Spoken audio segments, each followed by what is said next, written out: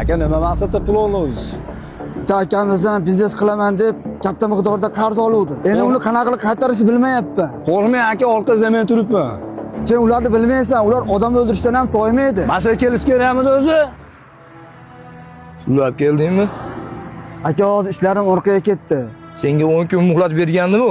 Aka yana ozgina vaqt berib turing. Senga vaqt berilgandi. Aka hozir qarz olib ketdim, qarzlarni yopolmayapman. Vaqting tugadi.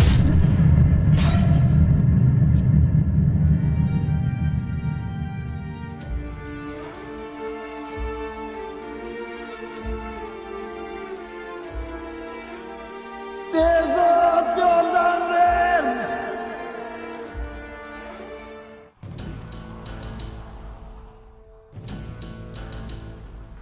Nima bo'ldi aka? Ukaxonni boradigan joy jo'natib qo'ydim. Guvoh qolmadimi? Sherigi boradi. Qochib ketdi, o'g'il bola.